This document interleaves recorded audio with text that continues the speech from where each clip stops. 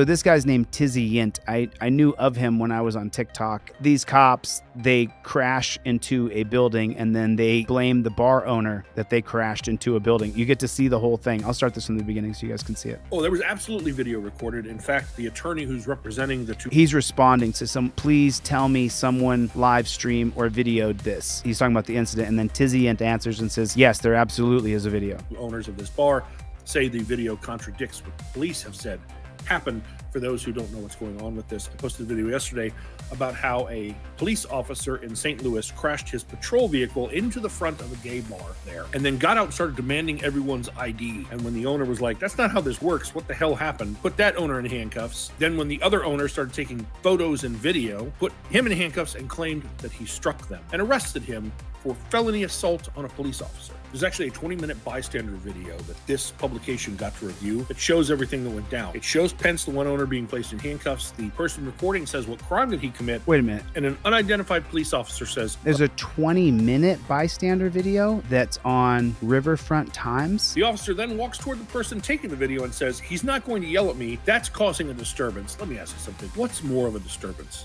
A person raising their voice and being upset that a vehicle just crashed in their business, and now the person who is driving that vehicle is acting as if it's everyone else's fault and demanding their IDs, or crashing your car into a business. That cop is super lucky that this business wasn't open and thriving at the time. He could have seriously injured, if not killed someone, and he's blaming them. Some of the comments on Twitter were making me laugh my ass off. One was, what was that building doing parked so close to the road? Another said that bar should have just complied. And a third said, what was that bar doing out so late dressed like that? Because that's what it feels like the cops are doing in this situation.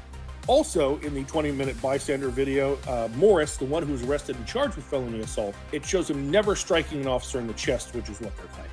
Also, if you recall, the one owner said that if he asked the officer what had happened, the cop said that he swerved to miss a dog in the road.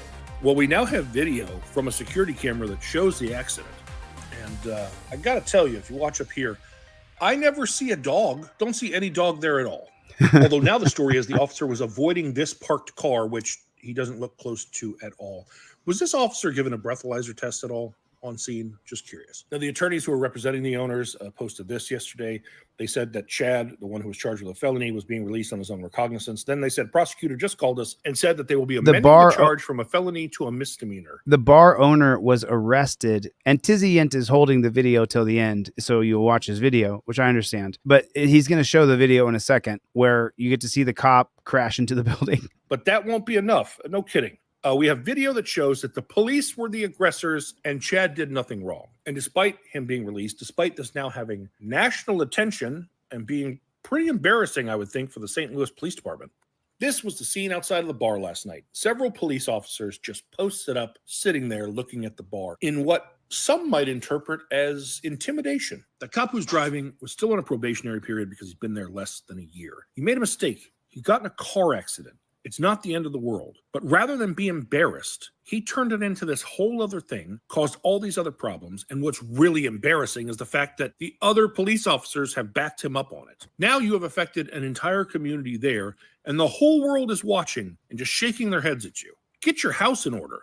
And, no, they won't. I got to tell you, if you watch up here, right, I never see a dog. And he crashes into the building. Where are the good cops? Who are the good cops there? Who are the good cops? Which are the good cops? Because this is the reason why so many of us hate the cops. Surely a body camera, a dash camera, the cops canvassed the area to check for cameras, didn't they? Surely one of the good cops says, I'm going to arrest this cop and charge him with DUI. It's just so the same over and over and over. So I saw this one yesterday. He arrests a sober dude. November 7th, Amen Fepuliai was pulled over shortly after a roadblock was set up on Kamehameha Highway at Ka'uka Boulevard. Driving his brother's car, Fepuliai was visiting from American Samoa. The officer said that he smelled alcohol. Watch Fepuliai's reaction. I do detect the odor of alcohol. He says, I don't drink.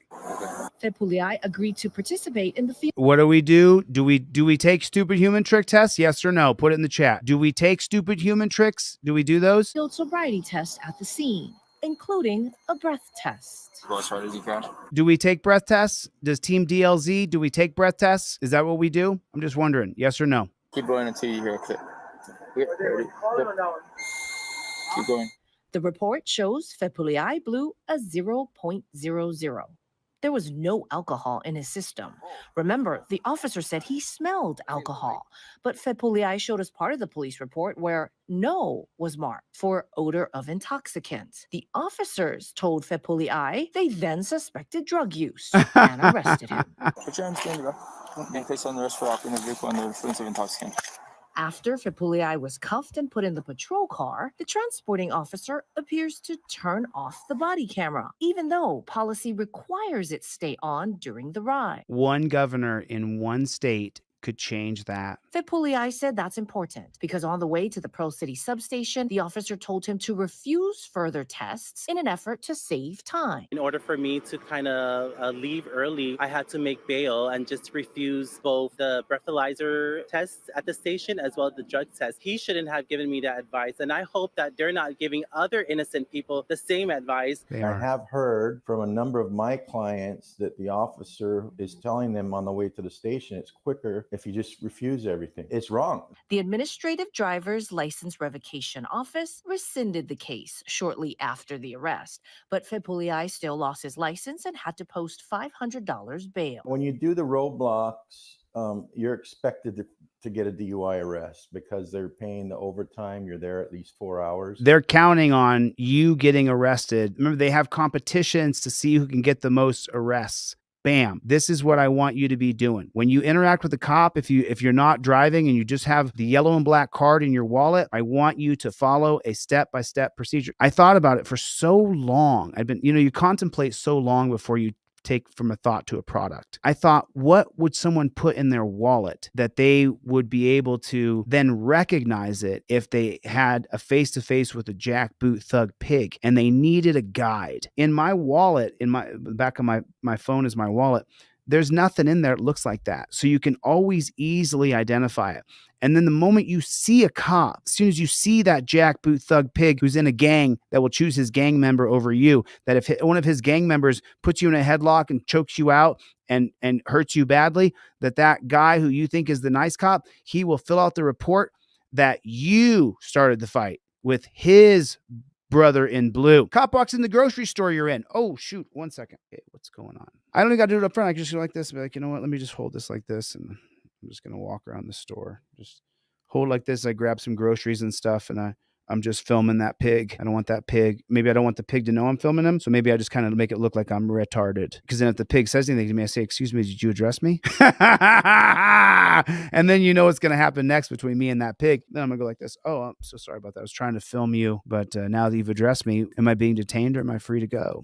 I invoke my First Amendment right on my Fifth Amendment cop card that Turner versus Driver upholds my First Amendment right. See, I see you, I invoke my First Amendment right to film you, and then you ask me what I'm doing, and I'm letting you know now I'm invoking my First Amendment right upheld by Turner versus Driver to always film the police. What are you doing in this store here? You getting something to eat?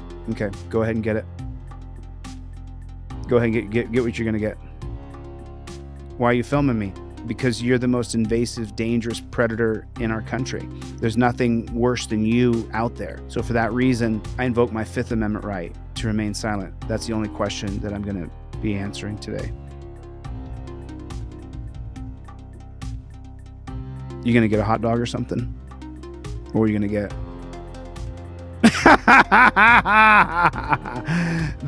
That's how you do it. That's how you do it.